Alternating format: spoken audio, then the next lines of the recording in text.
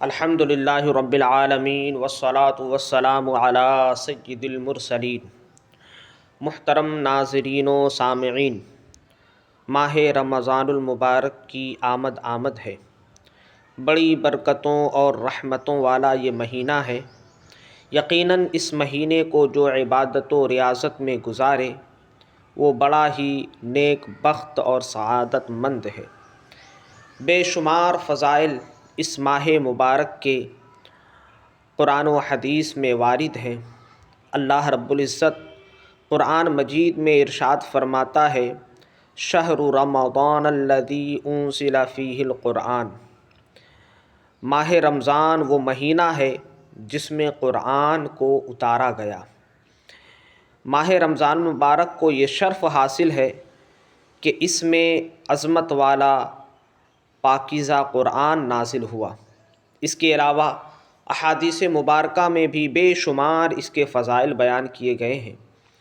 چنانچہ مشکوٰۃ شریف میں ہے، حضرت سیدنا سلمان فارسی رضی اللہ تعالی عنہ روایت کرتے ہیں کہ آقائے دو جہاں صلی اللہ تعالی علیہ وسلم نے شعبان المعظم کے آخر میں خطاب کرتے ہوئے ارشاد فرمایا، اے لوگو، تم پر عظمت و برکت والا مہینہ سایہ فگن ہو رہا ہے۔ اس میں ایک ایسی رات ہے جس میں عبادت کرنا 1000 مہینوں کی عبادت سے بہتر ہے۔ اللہ رب العزت نے اس ماہ کے روزے تم پر فرض کیا اور اس کی راتوں کا قیام نفل بنایا۔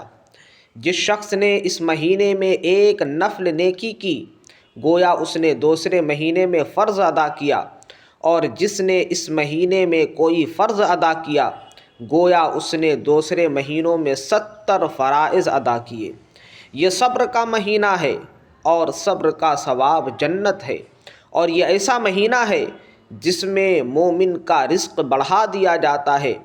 جو شخص اس مہینے میں کسی روزہ دار کو افطار کرائے تو اس کے گناہوں کو بخش دیا جاتا ہے اور اسے جہنم سے آزاد کر دیا جاتا ہے، اور اس شخص کو اس روزے دار کے برابر ثواب دیا جاتا ہے بغیر اس کے کہ اس روزے دار کے ثواب میں کچھ کمی واقع ہو۔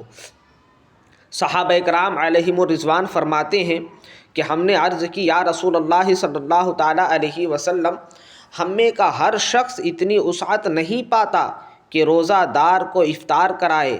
تو رسول کریم صلی اللہ تعالیٰ علیہ وسلم نے فرمایا، اللہ رب العزت اس شخص کو بھی یہ ثواب عطا فرمائے گا جو کسی روزہ دار کو ایک گھونٹ دودھ یا ایک کھجور یا ایک گھونٹ پانی سے افطار کرائے، اور جو شخص کسی روزہ دار کو شکم سیر کر دے تو اللہ رب العزت اسے میرے حوض سے ایسا پانی پلائے گا کہ وہ کبھی پیاسا نہ ہوگا، یہاں تک کہ جنت میں داخل ہو جائے گا۔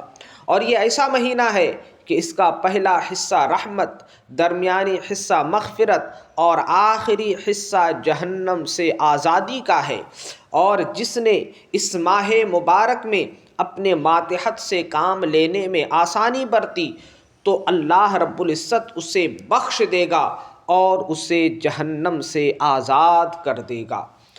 اسی طرح شعب الایمان میں ہے، حضرت سیدنا ابو سعید خدری رضی اللہ تعالی عنہ سے مروی ہے کہ آقائے دو جہاں صلی اللہ تعالی علیہ وسلم نے ارشاد فرمایا، جب ماہ رمضان کی پہلی تاریخ آتی ہے تو آسمانوں اور جنت کے دروازے کھول دیے جاتے ہیں اور آخر رات تک بند نہیں ہوتے۔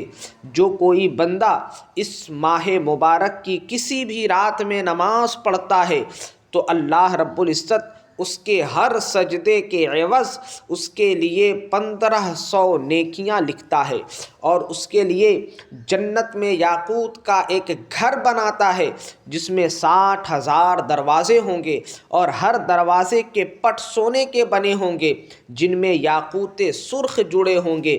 پس جو کوئی ماہ رمضان کا پہلا روزہ رکھتا ہے تو اللہ رب العزت مہینے کے آخر دن تک اس کے گناہ معاف فرما دیتا ہے، اور اس کے لیے صبح سے شام تک 70,000 فرشتے دعائے مغفرت کرتے رہتے ہیں۔ رات اور دن میں جب بھی وہ سجدہ کرتا ہے اس کے ہر سجدے کے عوض اسے جنت میں ایک ایسا درخت عطا کیا جاتا ہے کہ اس کے سائے میں گھوڑ سوار 500 برس تک چلتا رہے۔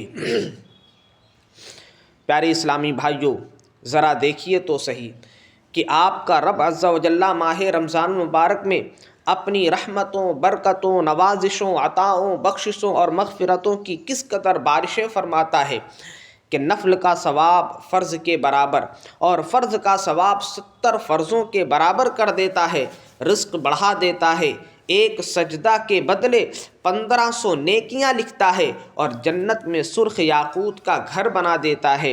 جب بندہ ماہ رمضان المبارک کا پہلا روزہ رکھتا ہے تو اس کے گناہوں کو بخش دیا جاتا ہے اور صبح سے شام تک 70,000 فرشتے اس کے لیے دعائے مغفرت کرتے رہتے ہیں۔ کتنا خوش نصیب ہے وہ شخص جو اس ماہ مبارک کی قدر کرتا ہے اور لغویات و فضولیات سے کنارہ کش ہو کر عبادت و ریاضت، تقوی و طہارت اور ذکر و تلاوت میں اس کے شب و روز کو گزارتا ہے۔ اور کتنا بد نصیب ہے وہ شخص جو اس ماہ مبارک میں بھی منہیات کے ارتکاب اور خرافات سے باز نہیں رہتا، حتیٰ کہ روزے بھی نہیں رکھتا اور طرح طرح کے ہیلے اور بہانے نکالتا اور بیماریوں اور پریشانیوں کی نشاندہی کرتا ہے۔ اگر گھر بار کا یا کاروبار کا کوئی مسئلہ درپیش ہو جائے تو ایک دن کیا مسلسل 2-3 دن بھوکے اور پیاسے رہ سکتے ہیں، لیکن رب کی رضا کے لیے ایک دن بھی بھوک و پیاس برداشت نہیں کر سکتے۔ میرے بھائیوں، تمہارے یہ حیلے اور بہانے لوگوں کے سامنے تو چل جائیں گے، لیکن بتاؤ اس رب عز و جل کے حضور کیا جواب دو گے جس کے سامنے نہ تو کوئی حیلہ کارگر ثابت ہوگا اور نہ ہی تیرا کوئی بہانہ تجھے کام آئے گا۔ وہ عالم الغیوب جب غضب فرمائے گا تو تم کہیں کا نہ رہو گے، تمہارے ہوش ٹھکانے لگ جائیں گے، اس وقت تمہیں پچھتاوا ہوگا، لیکن افسوس کہ اس وقت کا پچھتانا تمہیں کچھ کام نہ آئے گا۔